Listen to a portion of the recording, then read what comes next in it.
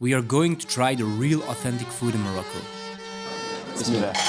A deep dive into basics of Moroccan cuisine and foods you have never seen before. This is a perfect dish. Starting in Tanger, we'll travel to Tetouan and Chaouen.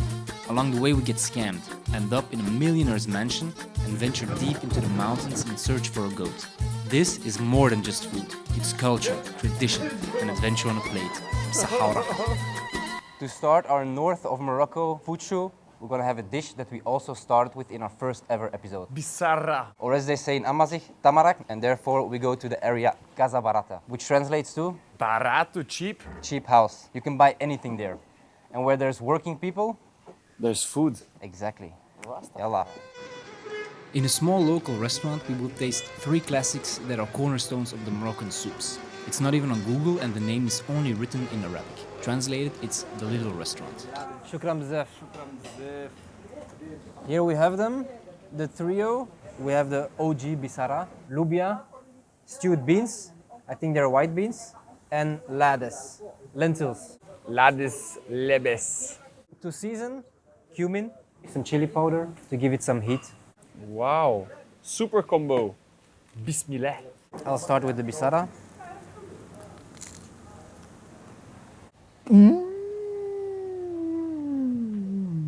So creamy. I really like the lubia. This is the real working class foods. It's good food, man. Goya. We are back. Mashallah. Dima Maghreb. Hunger is all about celebrating craft and traditions, especially if it evolves around food. And here in the Medinas of Morocco, there is a very special tradition, the communal ovens, also called Farrans. On our way back to the Medina, we picked up a smell. Salam alaikum. Salam alaikum. Labes. Mutjarfin. Wow, dat is echt huge van binnen. Wow, and the layer of smoke that is hanging inside. The traditional wood fire oven stood as a cornerstone of neighborhood life, woven into the urban tapestry alongside hammams, wall fountains and mosques. More than just a place, it was a heartbeat of the community. A social ritual where neighbors gathered. People can bring their foods to the Frain, the oven master. In exchange for a small fee, the Frain cooks the food. They have the knowledge to perfectly cook each dish without forgetting which one belonged to which person. Not an easy job at all. Wow, it's so hot, the stick.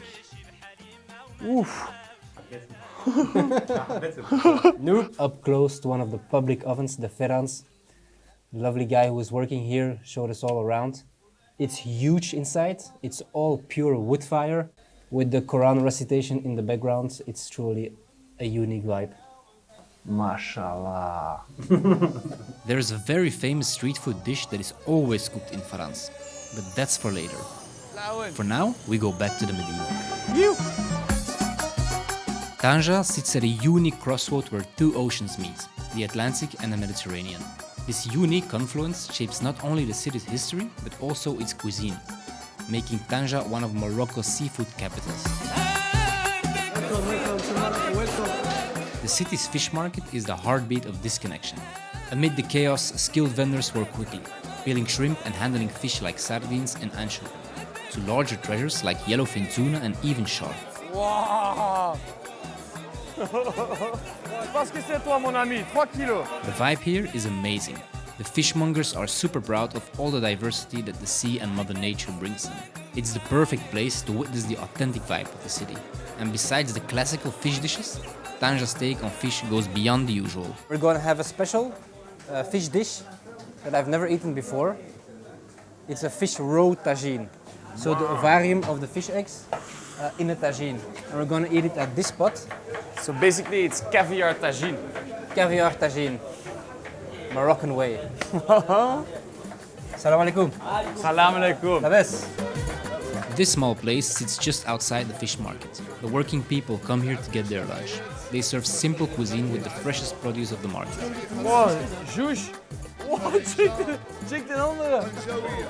Moet kunnen visjes vangen. But we come for this special dish, called Beit el-Houd. Translated, it means fish eggs. It's the ovarium of the fish. Now take note. This isn't a tagine, it's a tagra, a traditional earthenware cooking pot, similar to a tagine but without the iconic lid. It's specifically designed for recipes with shorter cooking times, making it perfect for dishes like this one. The fish roe is pre-boiled and mixed with sweet potatoes, onions, garlic, tomatoes and parsley. I must say it doesn't look very appetizing, but it's all about the taste. It looks a bit like the brains that we ate last time. Very special. Subtle fishy flavor. I think we can agree. The fish roe is a dish for the more adventurous street food eater, I must say. I don't love it, I don't hate it. It's very unique. Like a subtle fish pâté inside of a tagine. It's very special, man. Eat nose to cac for mammals. Shout out Istanbul, and nose to ovarium for the fishes. Watch out for fishing.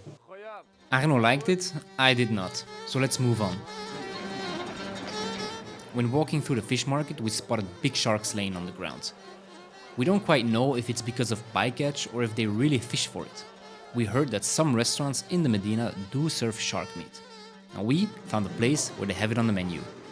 In this case, it's baby shark. Baby shark. The first preparation is a tagra of shrimp, shark, squid and local spinach. It doesn't feel too good, the notion of eating a shark, but hey, who are we to judge traditions? I don't really feel like there's one particular flavor sticking out. You just feel that it's nice and fresh seafood product. I even think that the spinach has the most taste. Yeah, I would even prefer it without the spinach. Next up are skewers of baby shark meat, marinated in olive oil, salt and parsley, grilled over charcoal. There it is. Ça c'est aussi un petit requin. I've never eaten shark meat in my life. Me neither. I don't know the ethics around eating shark or the different kinds of shark, but we're here to try it. We'll see in the comments how bad you are flaming us. So, Cheers to being cancelled. it tastes very normal, It tastes like fish. but a bit firmer. Firmer, with a lot of character. I think the lemon does well its job, and I think the shark needs it. Because I think in and out of itself, it's pretty bland, the taste. You can taste that it's a very muscular fish.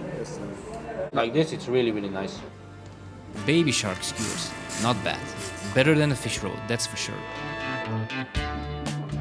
But let's not forget the basics. Simplicity is key. We continue our journey to discover an absolute classic, the anchovy tagra, or tagra stoon as it's locally known.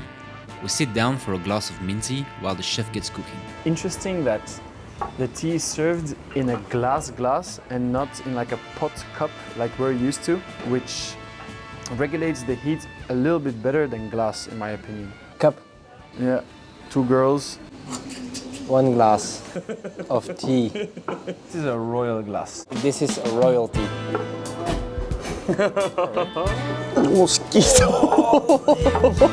Simple tomato sauce, fresh anchovy, a squeeze of lemon and a drizzle of zayt zaytoun.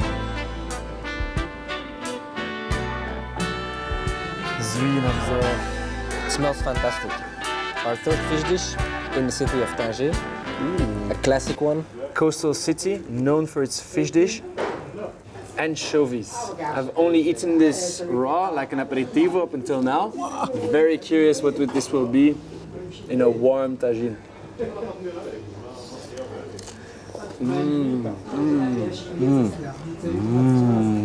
It's a very delicate taste, but quite intense. Just as if you would eat it raw, usually with some vinegar. This already naturally has more of a sour touch to it, in my opinion. Maybe it's because of the lemon also. This is a perfect dish with some bread. Pure class and very accessible. I prefer this one any day of the week over the fish roe tagine that we had. Moroccan royalty. If you like fish, Tanger will be good to you. Of course, meat also plays an essential role in the local cuisine. It's important to note that beef is considered a more expensive ingredient here, which means that, when it's used, nothing goes to waste. In our first episode, we had the privilege of tasting a traditional dish of slow-cooked sheep feet from Mohammed. This hearty stew, known by names like Frakesh, is deeply rooted in local culinary traditions. However, We had yet to try the OG version made with cow feet and chickpeas. So when we stumbled upon this incredible local eatery and caught the mouth-watering aroma of Frakesh in the air, we simply couldn't resist. And what makes this version even more special is the way it's prepared. The dish is made overnight in the Farran. A large pot filled with cow feet, chickpeas and beans is sealed airtight and cooked overnight in the oven. The next day, it's finally time to dig in.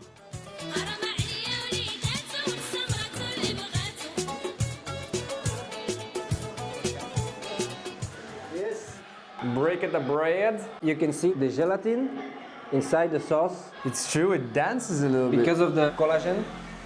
Bismillah.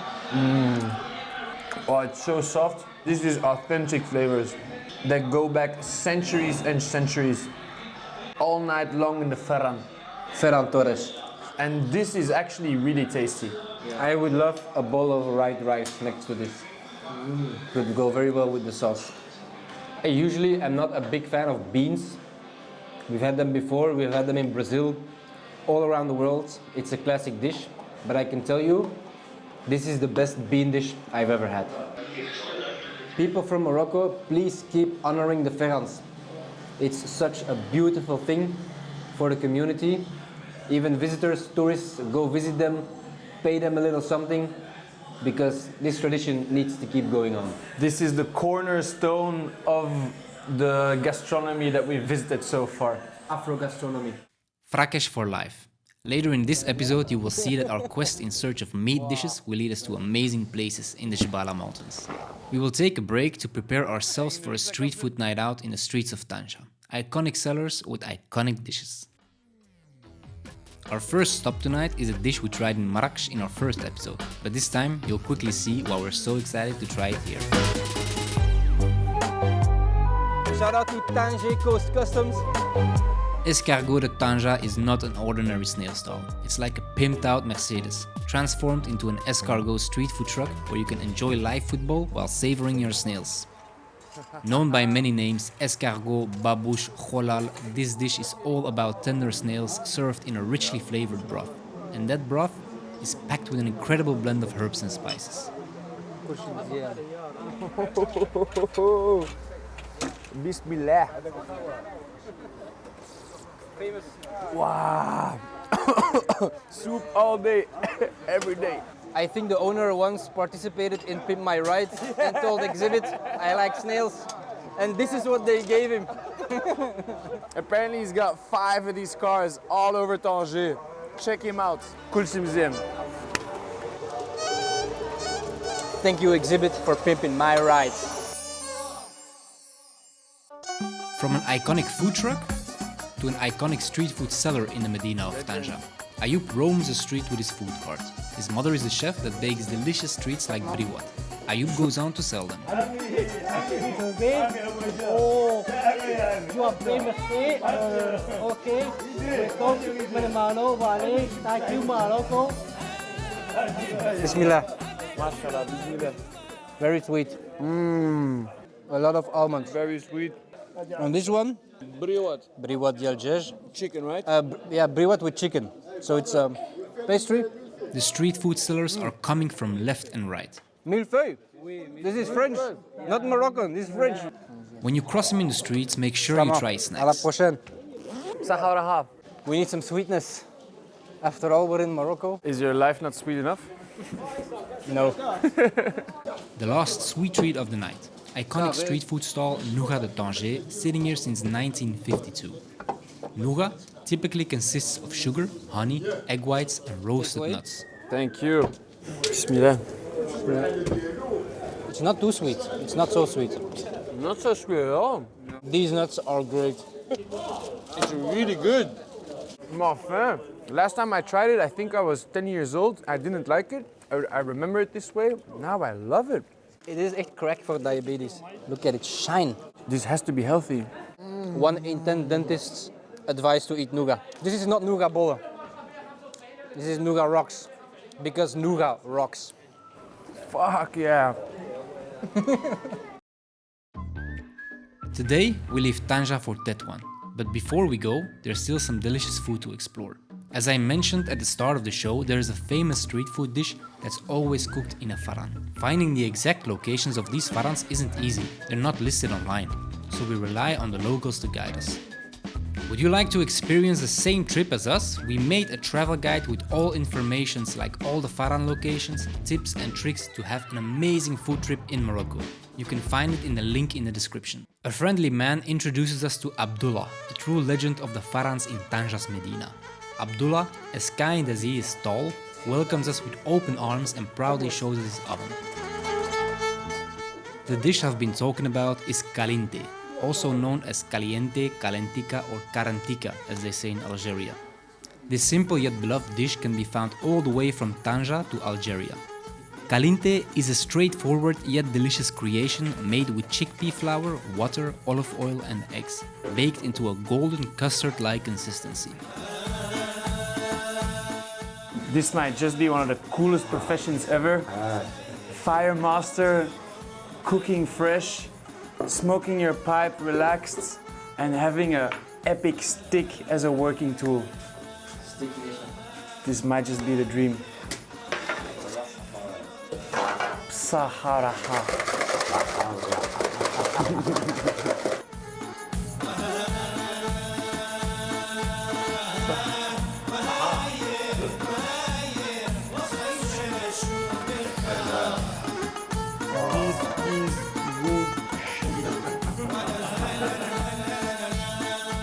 The dish needs at least an hour to bake, so while we wait, we set out to explore some other staples of Moroccan cuisine: bread. We are on the hunt for 3 kinds of bread, starting with Msemen. As we pass through the market, we see locals from surrounding villages selling their goods. In our Antwerp show, we featured stuffed Msemen, filled with meat and vegetables. Here, however, we're finding it in its traditional unfilled form, a simple yet iconic treat. Msemen, traditional breakfast. It's like a pancake crepe, more thin, and then covered with the amlou, which is like a peanut butter from almond butter, together with honey. This is one of my favorite spreads of all time.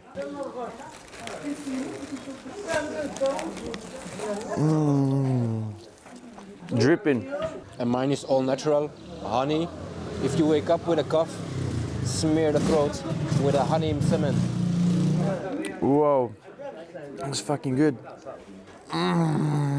Like the perfect combination between a pancake and a tortilla. Will go well with anything. This is good brekkie and all natural. Let's get it on.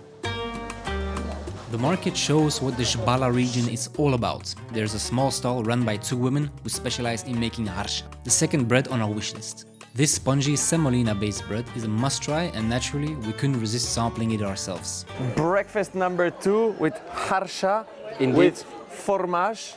Not fromage, but fromage. Fromage, good form. So this is another different kind of bread. They have numerous breads.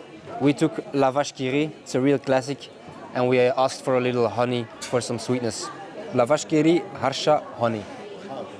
It's nice and light. I like it. I don't know why, but I feel this is like the perfect bread to eat with jam. Ooh, Confiture can. I see what you mean. Different types of bread for different occasions. There's choice enough. Abundance of bread. Let's continue. Bread dance. As we wander further, we come across 2 young artisans skillfully crafting warka dough, a delicate puff pastry even thinner than phyllo dough. It's a cornerstone ingredient for pastilla, one of Morocco's most celebrated dishes.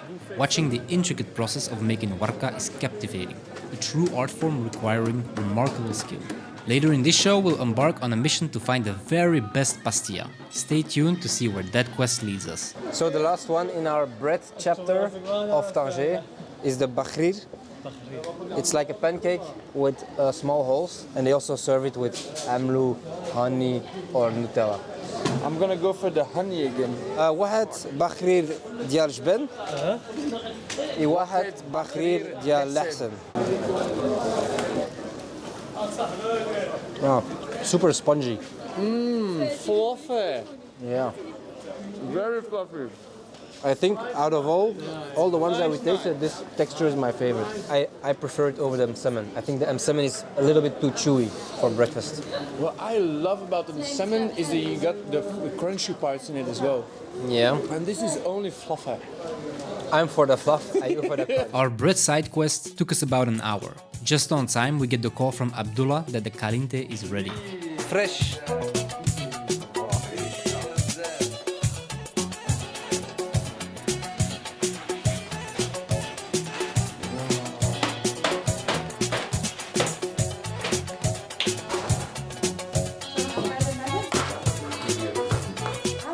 For me, lachobs. Cumin? Shoo. Kramzev. Okay, let's dig in. Wow. It's very creamy and very salty. It's not sweet at all. Creamy mashed potato, Yeah, potato mash. but it's completely based on chickpeas, so it's like a creamy hummus. It's like a hummus puree, Yeah. flan style. And with a good sea salt on top. A little bit of cumin to give extra flavor. Ah, it's bomb. And it's good food. Yeah. It's good food. Chili. Chili. Picante. حار كله Harr. حار برافو Bravo. It's actually better with some chili. Give some power. Kalinté, Kalinté. Our time in Tanger is almost over. What did you think of this city? Cool city, man. Cool. It's more composed than Marrakesh, but once you get in and you find the hidden gems and the people open up, we found a lot of beauty in the deep ovens with Abdullah. It has its own vibe, and if you really put the effort in discovering it, I'm sure you will love it. We say goodbye to Tanger and hello to Tetouan, known locally as Al-Hamama Al-Baida or the White Dove, is famous for its dazzling whitewash architecture. Less touristic than nearby Tanger, it offers an authentic glimpse into Morocco's rich Andalusian heritage. Its UNESCO-listed Medina is a quiet treasure, perfect for exploring without the usual crowds. Wow, look at this. Craftsmanship goes a lot further than just the gastronomy. At least you know that it's not made in China. China. While exploring the main square, we were approached by a local young man, eager to show us around. Despite our experience with so-called fake guide tourist scams, his enthusiasm convinced us to let him join us on our walk. But of course, we had one thing on our minds: food. It was Friday, and that meant couscous. We found a small local spot ran by a woman who serves a changing daily menu. The couscous is served with chicken, pumpkin, zucchini, potato and cabbage, a big spoon of the fresh broth, and finished off with a topping called tfaya, caramelized onions with raisins and chickpeas. It's Friday, yeah. It's Saturday, Sunday, whoop. We only ordered 2 small portions because we're 4 in total. And look at this bomboclat small couscous portion. With huge ass carrots and huge ass other vegetables. Bismillah, bismillah.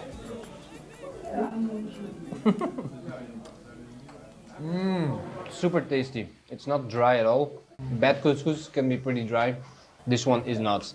I can tell you that. Wow, and what is this in the center? It's cabbage. Wow, it melts in your mouth, this cabbage. And here it is, the zhouch. Jej. Jej. And this is the buttermilk. I think it's with barley. It's the chunky one. Yeah. Because it's so big. Leben is like the Moroccan ayran. Oh, it's so natural and a little sour twist to it. However, things quickly went south. The guide orchestrated a scam, instructing the owner to double our bill and take a cut for himself. A classic tourist trap. He even insisted we gave him a big tip. Let's be very clear. We don't judge you personally. We understand that people have their reasons. But actions like these can leave visitors with a bad impression of your beautiful city. To the restaurant owner, your food is truly wonderful, and we would have been happy to tip generously for the meal. There's no need to resort to these tactics. Your work speaks for itself. Treating people honestly will ensure they leave with positive memories of your city.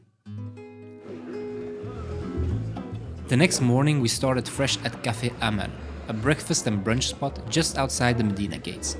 As legendary as its owner's name, Muhammad Ali, they serve an extensive breakfast featuring the finest regional produce. Wow. Typical Moroccan breakfast. It ain't over until it's over. Shukran. Huile d'olive et pain avec de fromage frais. Ça c'est le jben. Jben belli, perfect. Jben belli. This here, it's bread in a mix of milk and eggs. You call it pain perdu. Pain perdu. Pain perdu. Tétouani, mrouja. Mrouja. Mrouja. And I'm very happy to say this is the first time in my life I see a vegan omelette. You see, it's a specialty, especially in this region and the next city that we are going to, Chefchaouen, where it's like the Jben capital. So there we're gonna eat lots of more cheese. And this is goat cheese? I think so.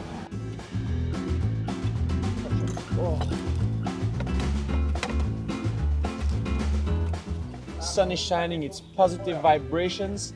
So we're ready to give this Medina one more chance. Exactly. We were planning to leave early and heading straight to Chefchaouen, but we decided to give it another chance and see what food and people we come across today. Yeah. Come and explore with us how we're gonna experience this next day. We have no expectations, but we feel the positive vibration. And subscribe to the channel. Rastafari. Salasia. First. When Muhammad Ali heard about our experience from the day before, he insisted on showing us around the outskirts of Tetouan. He left his café to his staff and drove us to Ain Zerka, the Blue Source, a place in the mountains where the locals come to relax and hang out. On our way back, we stopped for tea at Ain Bouanane, where you enjoy a magnificent view on the wide dove Tetouan. Now let's get back to the Medina, yallah. At a small street food stand, a fresh delivery came in, a local delicacy called Medio polo. Y واحد de cada uno, por favor. واحد. Shukran. Wow, it's with apple. Compot. It's an apple flap. It's an apple flap. EA Sports. Sin the tastes. Apple flap. It's nice. It's Sin not the too sweet. tastes. Wow, Nice, huh? It's really nice. the crunch is insane. Not too sweet, just like you say. We have another one, brioche style of what we think is a milk bread. It looks like the burger bun from the Rambo burgers in Brussels.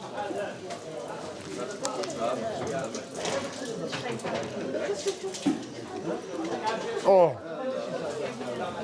it's really good. Is it bunny-like?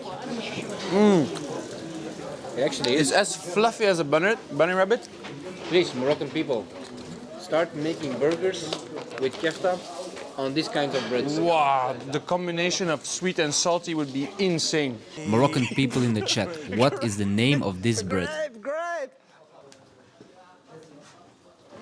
I'm loving the vibes in Tetouan, man.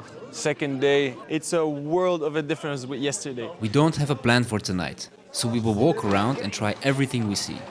The first street food stall is escargots and chickpeas. The snails we had before, but the cooked chickpeas not yet.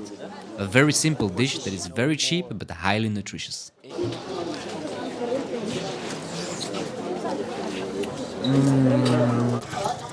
The broth is very nice. A beautiful example of the Andalusian heritage you find in Tetouan is the following snack, Bocadillo. The Spanish word for sandwich is a true classic of the north.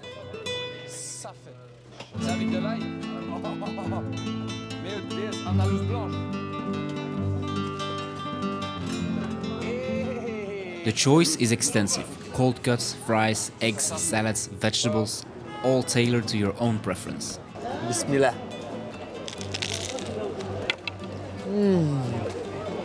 Wow. So fresh. Such fresh products. The fries are top notch, coming from a Belgian. You have no sauce on your face. I have no sauce on my face whatsoever. This is just happy eating, guys. Tetouan by night is a vibe. Our last snack is a popular one amongst the local youths. A thick and sweet avocado smoothie called Zaazaa.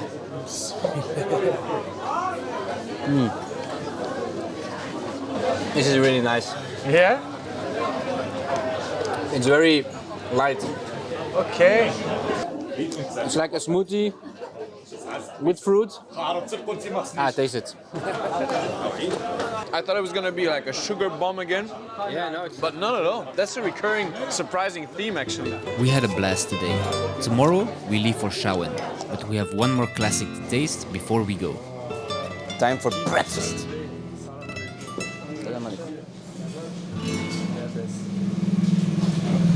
Sold in a stall that represents the Andalusian heritage perfectly, the Moroccan snack is called Sfenj. It's a donut or fritter made by frying plain unsweetened yeast dough. Named after the Arabic word for sponge, Sfenj is fluffy on the inside and crunchy on the outside. And besides the Sfenj, this stall also makes churros. And although they look alike, churros is shaped by a machine while Sfenj is made by hand. Also, the dough and thus the taste is different.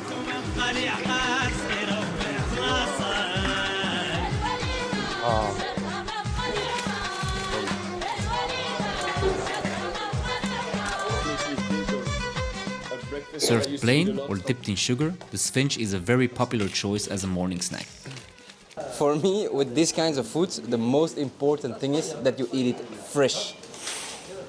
Everything that's fried needs to be eaten fresh. When it's laying in the cart all day, it's just not the same anymore. We're very lucky that these are made just in front of our eyes, so best way to taste it. Bismillah.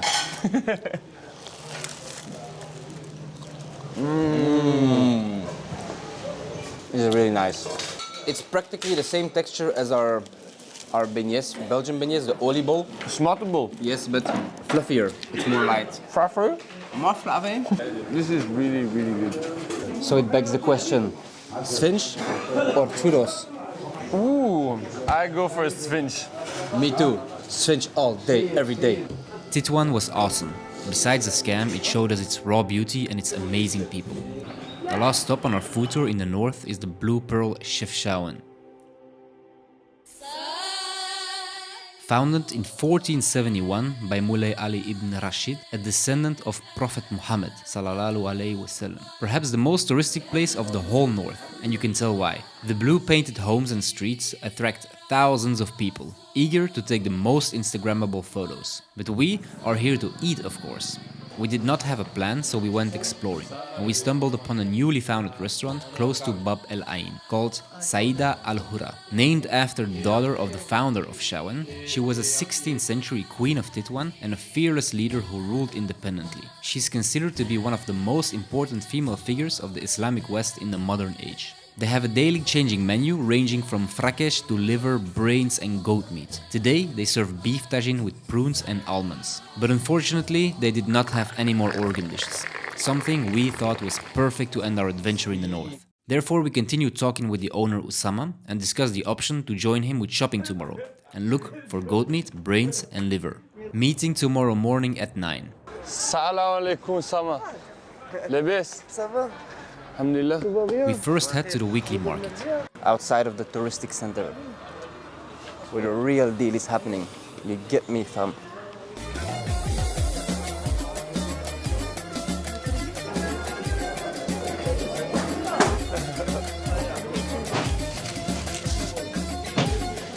But Usama had bad news for us. He couldn't get goat meat, liver, nor brains. All 4 butchers in Chaouen were out of stock. We only had this item to film, so we were in trouble. We brainstormed for a while and made up a plan. Let's split up in 2 teams and look for goat meat. Arno and Neil would take a taxi to the next village and ask around there. We're trying to find the goat meat, the liver and the brains, and it's impossible right now. The meat is not so available as it is in Belgium. You really have to be lucky or order it in advance. And now me and Jules, the cameraman, are going to a farm that's on Google Maps with no reviews to find a goat or a sheep. Inshallah. Dima Maghreb. How much? Combien? 20. 20. Wacha. Yes.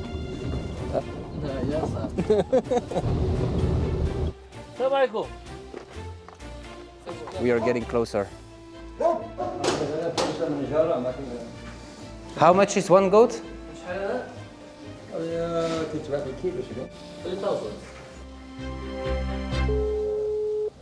Wagwan. Wagwan, what's your status? Wagwan was in the taxi on our way to Dardara. Okay, a goat is 300 euros. Oh, only 300, but it's Black Friday. Ask if we can make a deal. No Black Friday. If you guys don't find anything, maybe we should buy a goat and bring it back to the butcher. Let's go back and wait for their answer, what they can find. Maybe if we can't find anything, we buy a whole goat. A goat or a lamb? Found the kebda, the liver of the red meat. Alhamdulillah. Arno got some lamb liver, but the goat wasn't possible. We discussed and came up with the idea to do something crazy. Let's buy a whole goat and donate the rest of the meat to the local mosque. Usama started to make calls, because in the first place we need to find a goat, and secondly, we need to find someone who could slaughter it. An hour later, we were on our way. The local mechanic was gonna be our driver and the butcher. The farm from before only had sheep, so that's not gonna work. At the first stop, the shepherd wasn't around, so we had to track him down. Yes. We found a herder with the goats. And the good boys. Ah, welke? Flinke jongen. De best. Karim eventually picked out a goat, but negotiations quickly turned sour. The shepherd demanded a sky-high price, which Karim took as an insult. We decided to leave. The next stop didn't pan out either, and we began to lose hope. Exhausted, we headed back to town.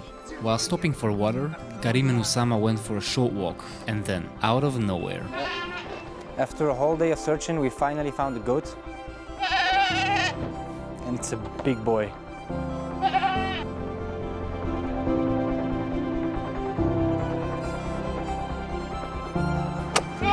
As a meat eater, I think it's important to know how meat is killed and that you feel it. Exactly. It's a spiritual moment, I shall say. It's a very humbling moment already.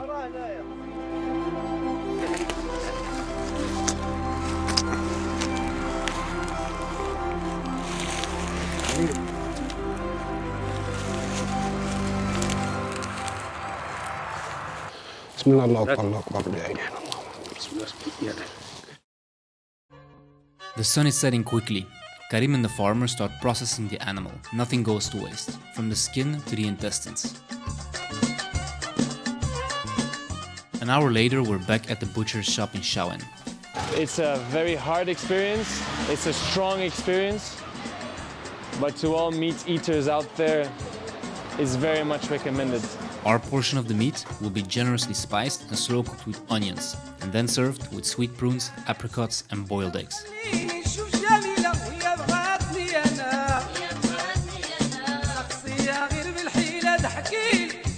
To complete the feast, we'll enjoy the lamb liver Arno picked up earlier. What a day, and what a way to end our beautiful adventure. After 12 hours of looking for a goat, we finally have the goat in front of us with the man who raised the goat. Goat. The man who butchered the goat. The taxi driver for tomorrow. And other friends of the family. Bismillah kum. Saha. Lachtek saha kum. From Tanger to Tetouan to Chaouen. Amazing people and great food. But hold up, what did I say before? Later in this show, we'll embark on a mission to find the very best pastilla. Stay tuned to see where that quest leads us. On our last day in Tanger, a Belgian-Moroccan woman overheard our conversation in a local bakery and brought us in contact with Lala Saada, a local pastry celebrity that has 2 big shops in Tanger. Her uncle is an investor in the business and invited us to come to his place, or should I say palace, to experience an authentic pastilla. While we enjoy the view, the master chef gets cooking. They will prepare 2 versions for us, one with chicken and one with seafood. Chicken thighs, heavenly seasoned, slowly cooked with onions until it falls off the bone. The onions, nicely caramelized. The meat is shredded and mixed with the onions.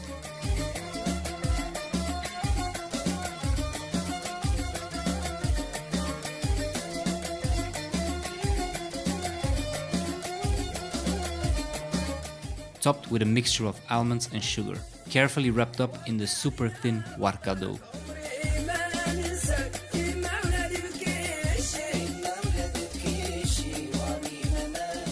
While the pastilla gets baked, we finally have some time for relaxing.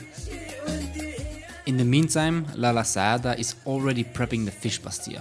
different ingredients, spices and flavor profiles. The freshest seafood, calamares, shrimp and swordfish. The onions are replaced by vermicelli, again carefully wrapped up in many layers of warka dough.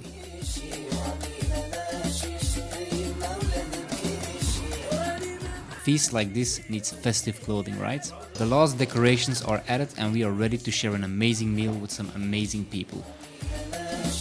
Look at that.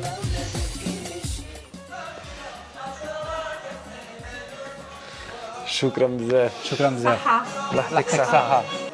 Time to dig in. I'm curious, man. Shukran bzaf. So you have the fish pastilla, I have the chicken one. Bismillah.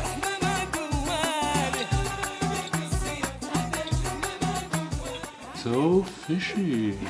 You ready to switch the teams?